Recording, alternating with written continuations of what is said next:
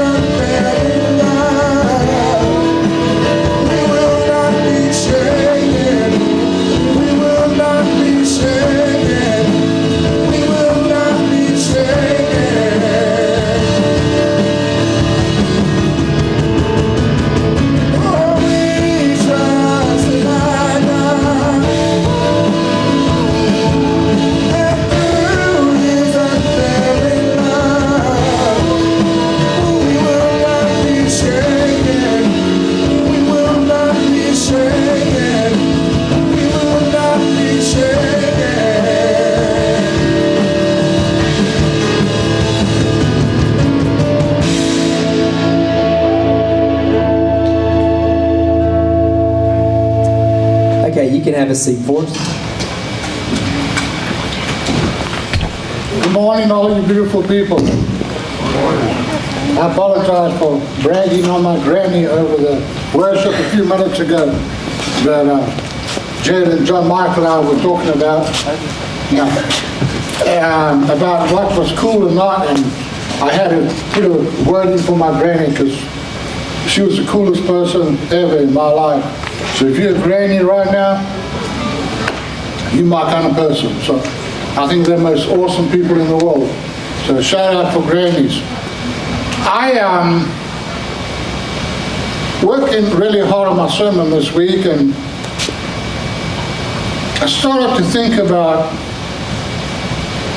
the various people that show up in the Bible that I'd like to talk to when I get to heaven. And they might not be the people you would consider. And it started out because I like to watch TikTok. Is that right, TikTok? And I've become quite a junkie on TikTok. In fact, my daughters both tell me, you need to stop watching that TikTok because it's influencing your politics and it's influencing the way you think. And the world isn't as terrible as TikTok makes it out to be. But I also watch a couple of preachers, and one of them is from England, and I've shared with you what he says, and he talks about the thief on the cross. You know, the thief on the cross that gets to go to heaven, never been baptized. He doesn't know the theology of redemption. He never been to synagogue. He's been a thief his whole life. And while he's hanging on the cross there with Jesus, he tells the other thief to lay off Jesus because Jesus is a good man and they deserve to be there. And then he says to Jesus, well, when you get to heaven, say so, pray for me. Jesus says, well, I'll do you one better. When I get there, you can be there with me also. And I'm thinking, can you imagine what the rest of the people are thinking when he gets there? How did you get here? You baptized? No. Do you understand the Bible? Never read it. Do you understand justification by faith? Not really. Well, what gives you the right to be in heaven? And he says something that I think I want you all to get. Right next to Jesus loves me, this I know. The reason we get to go to heaven is because Jesus invites us. Jesus says we can. So my question number one is, did you get your invitation and have your RSVP with Jesus? The second person I'd like to meet is one of those nobodies. You know, those people that aren't allowed to serve on any of our committees, the people that we tend to say, go away, Jesus is too busy for you. Children. Jesus said, suffer the little children to come unto me, for such is the kingdom of heaven. And he also goes on and says, unless you become like a little child, you will not get to see the kingdom of heaven. And in my story today, we see how Jesus uses children to build faith and relationship with him. This little boy puts together a lunch. I'm not sure if his mom and dad did it or he did it. Growing up, I used to make my own lunch, which used to be 6 peanut butter sandwiches. And sometimes my mom would break in and try and do something really nice for me and make an egg sandwich. Have you ever taken an egg sandwich and tried to eat it 4 hours later? It's kind of soggy and nasty. Or even a tomato sandwich, and I love tomato sandwich. Any tomato sandwich eaters over here? It's good stuff right there. Well, this fella, he gets him some bread and some fish. And he goes off to listen to Jesus way out in the boonies. Now what amazes me, he seems to be the only person that has it together to take some groceries with him. Remember, this is before McDonald's and Burger King and Chick-fil-A, you know. Right now you're on the road and you're like, what do you want to eat? And you just, yep, drive through or whatever, and a little bit of Cracker Barrel or Texas Longhorn or whatever. Back in the day, you didn't have that. So he's standing around there and Jesus is dying. He's been preaching all the time and he's trying to get away from the people and things aren't going well.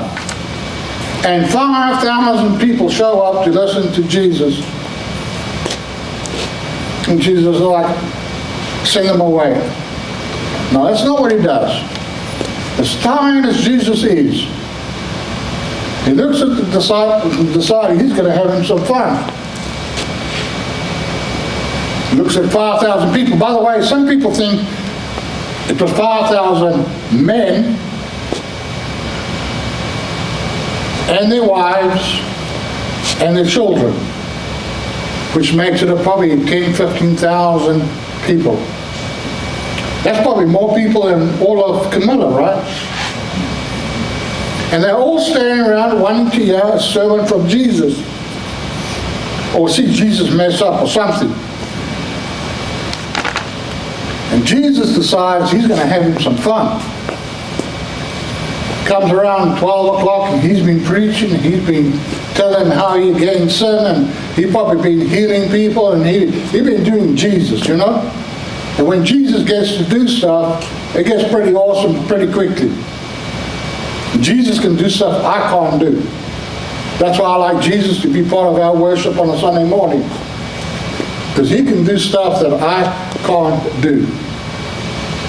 And I've never ever claimed to be Jesus. This is my sidetrack ADHD thing. And I get a little bit worried when people talk about my church. And I get worried when people say, you know, our church needs to be independent so we can decide what our church is going to do. And I'm like, well, you and your church need to go do some stuff, but it ain't my church, it's Jesus' church. And I work for Jesus. And I hope that this church belongs to Jesus, not to us. But with that said, Jesus is talking to his church. They started getting hungry. And that's about as southern as I can say it. Hungry. You ever been hungry in church and you called the other preacher? Well, that was that kind of hungry. They couldn't hear Jesus anymore. And Jesus can preach. Jesus is one of them people, he said 2 words in the whole sermon. Like, one of his sermons was like, what does it mean to love your neighbor? Tells a little story. Well, how do you get to heaven? Well, love your neighbor as yourself. And short little sermons. Go and sin no more. Short sermon. So I don't know how they got hungry, but once in a while you break out with a Sermon on the Mount, and they're hungry, like you are right now. We should be done so you can get some communion, you can get some real food.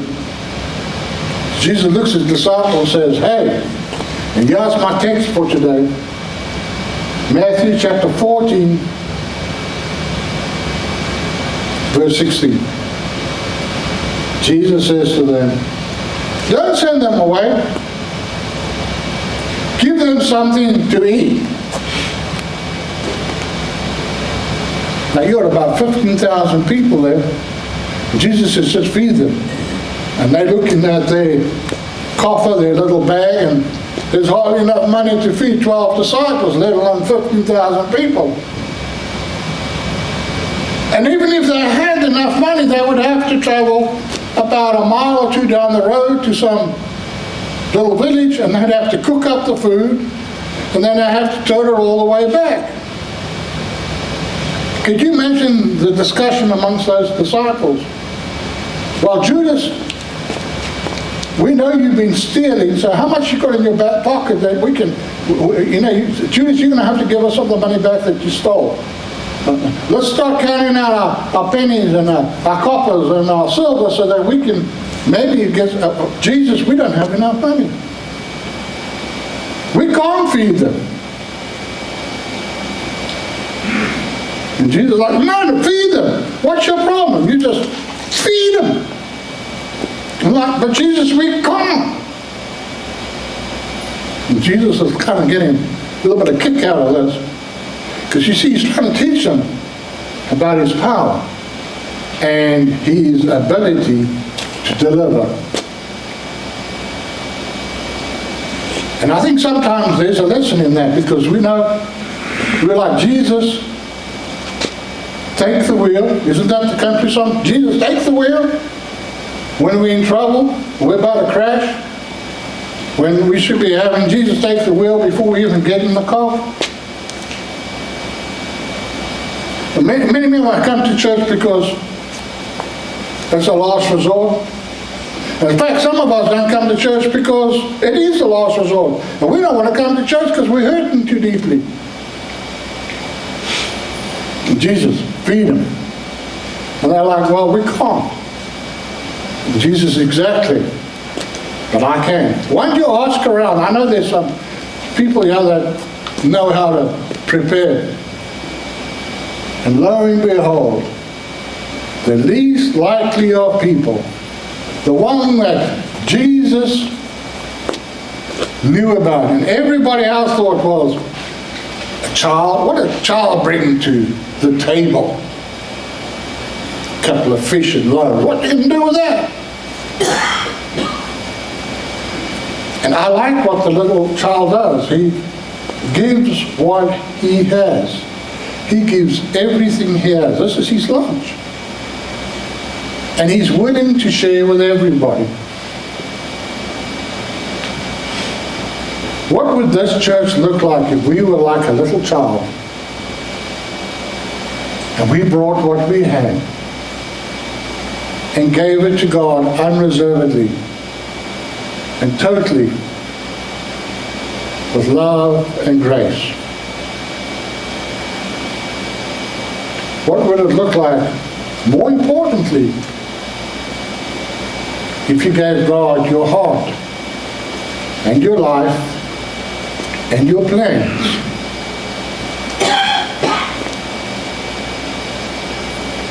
Unreservedly. This little boy gives the bread and the fish, and Jesus does Jesus stuff. And I can't do this. I pray over our budget all the time, and I ain't doing like what Jesus does. And all of a sudden, there's enough. And they set the people in groups of a couple of hundred here and a couple of hundred there. They start to have a picnic, and everybody gets fish, and everybody gets bread, and everybody gets something to drink. And then they eat, and they get full, and then they eat some more, like you do at a buffet, because you know how your buffet, you always got to eat your money's worth, and then you try and make sure you get your $20 worth, and you can never eat enough at the buffet to pay for it, unless you're at a Chinese restaurant, because if you sit around long enough at Chinese, you'll get 100 cake. That's just me. I can get me a good 5 plates of Chinese. And I'm thinking around there, they probably had plenty of fish, about 5, 10 loaves, maybe for sardines, I don't know. Some of my favorite fish, some good homemade bread.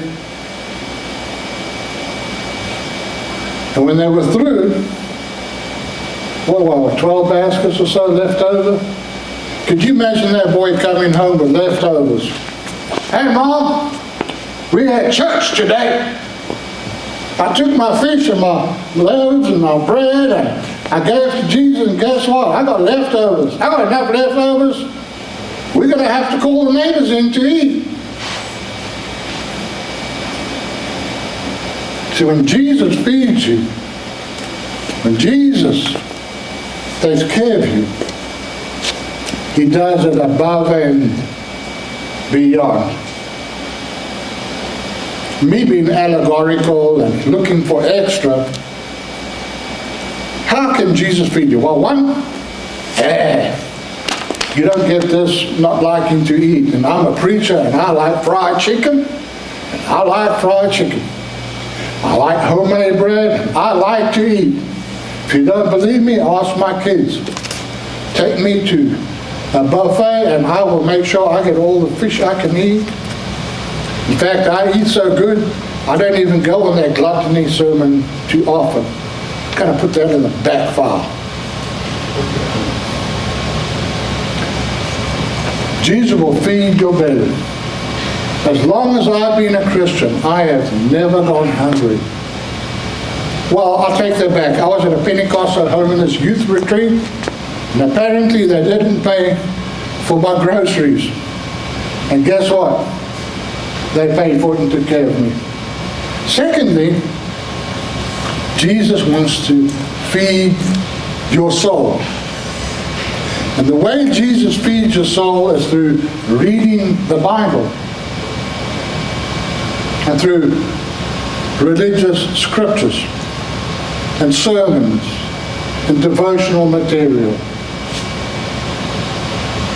If you're not reading your Bible, if you don't have some devotional material, you're not feeding your soul, and you're missing out on some awesome stuff. Go to Sunday school. Get involved in a Bible study. I can preach a whole sermon on that. Here's another difficult one. Talk to Jesus. We call it pray, but it's a fancy word for talk to Jesus. I talk to Jesus.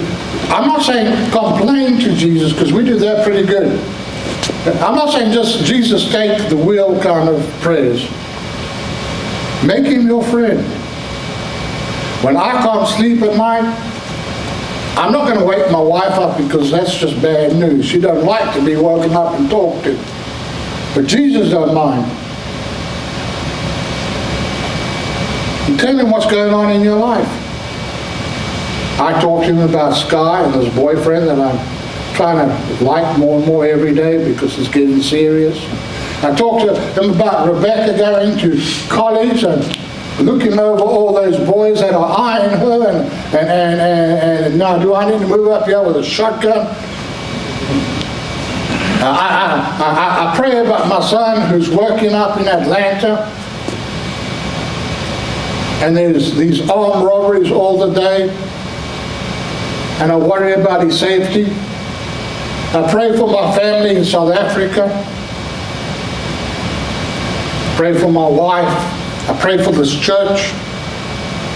When you're brought to mind, I talk to Jesus about you and ask him to provide for your needs. Talking to Jesus is important.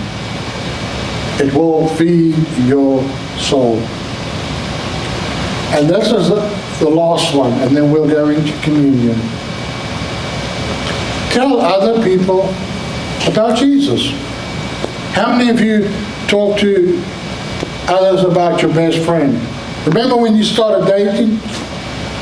You go and like, hey, I got the cutest girl ever. I got this boy and I just, oh, he's so handsome. He's so sweet. And you share about the good news in your life. Well, how about Jesus? Tell people what Jesus has done for you. And if that's difficult for you, you can be like Andrew. Andrew, he wasn't a talker, so he would just say, hey, look, come with me to church. There's this crazy preacher. He sounds funny, but he'll tell you about Jesus. And you'll meet Jesus there, and he'll make it okay.